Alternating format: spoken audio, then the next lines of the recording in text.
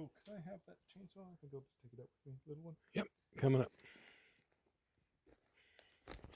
I'll take the sheath off it. Yeah. Okay. So I went to the retreat center on the weekend. Up until now, Okay. I've been doing everything on my own. Now I've got Karma Dorji there meditating. Means we can get a lot more done. We cleared a lot of the ground for the meditation huts and cut up a lot of firewood for the winter, so he doesn't have to worry about heat.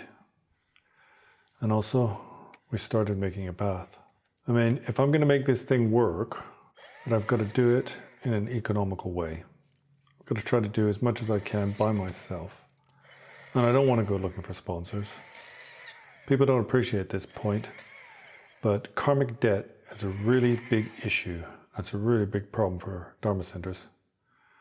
If you start asking people for money and favors, and then years down the line, they feel like they're owed something, and eventually, if you lose control and everything gets taken care of by committees, then basically you're not going to achieve anything in the Dharma.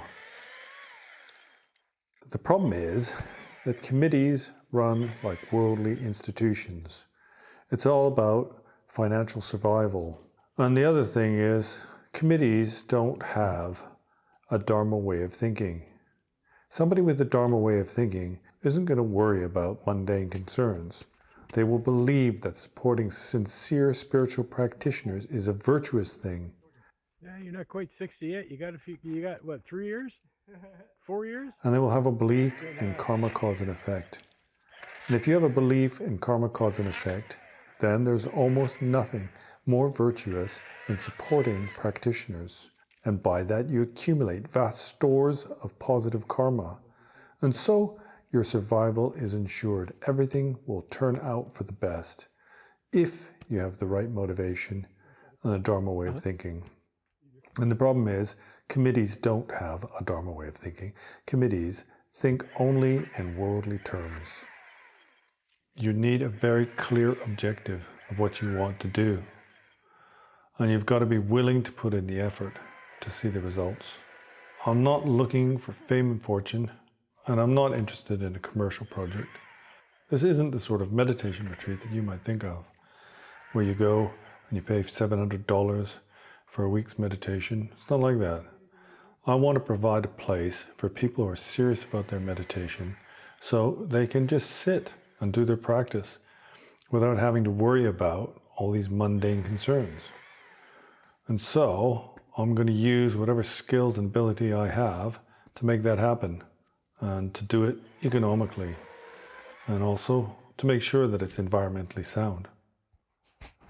There's one thing to be said for a permaculture community, and that's that you're more self-reliant, independent. And it's really important for meditators. Okay, getting out of the way then. Because if you've got to go shopping every week, if you've got to spend more time away from your practice, then it's unlikely you're going to get the results. You have to be able to commit yourself to uninterrupted practice over long periods of time before you can see results. I know many people think that you can just hear a few words from your teacher, you're already Buddha, there's nothing to be achieved, there's no goal, there's no path, there's no discipline. Well, I don't see any results in these people. I haven't seen one person who has this attitude who has achieved results in their practice. In fact, many of them seem to be angry and small-minded people. Okay. The results of spiritual practice come from dedicating yourself wholeheartedly, Almost there, eh? Sure. dedicating your whole life to your meditation, and setting aside your worldly concerns. And for Dharma practitioners, there's almost no way that they can do that. They've got to work a day job, find the money to pay for their food, and also pay for rent. Even if you go to Dharma centers, then you've got to pay, right? However much, $50 a night, $100 a night, I don't know how much it is. Yes, sir. Absolutely. Serious meditators are usually poor. Well, that's because they spend most of their time with their practice. So they're not able to work, unless you're independently wealthy. Trust fund holders and people who are independently wealthy, they rarely make any progress in the Dharma. They don't have to make any effort, right? They just get distracted by their well-being and their luxury. My experience is that trust fund holders are the biggest spiritual tourists in the world. A real Dharma practitioner needs to be able to focus on their practice, whatever that is. And I don't care what kind of practice people do if they come here. What's paramount is that they have to be able to stay put. And furthermore, practice has to be the main thing. It has to be number one in their life. I'm not interested in people who want to just do the spiritual path as a hobby. And why is that? Is that because I'm not compassionate? No, it's not because I'm not compassionate. It's because there's plenty of opportunities for these kind of individuals to do what they want. There's lots of places they can go to for weekend teachings. 1 week meditation retreat once a year. There's loads of opportunity to do that.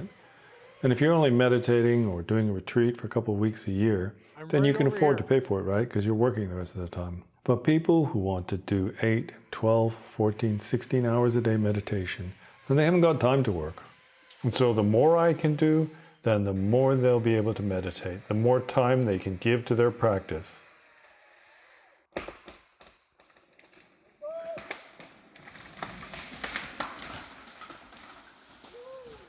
Most awesome. Okay. Good job. So, this weekend, we were preparing the ground, cutting away the dead wood, and I will continue to do whatever I can. I've made a commitment now. I'm going to build a meditation retreat. And although I may die in trying, I'm willing to risk that. Because I see this to be something of importance. And this life is short, right? You got to do something. Well, I want to do something that's in harmony with the Dharma. I don't just want to abide my time, or plan for my retirement. I hear you. I'm serious about the Dharma. I believe in it, and I believe in liberation. And the more people who can gain genuine experience and realization in their practice, then the better off the world's going to be. That's the way I see it. Yeah, I feel much better about you being that close to the ground now. Well, I hope you enjoyed our story. It's a bit of fun, a bit dangerous. Yeah, it wasn't fun watching you out there and going, Jesus. But people like that sort of thing on YouTube, don't they?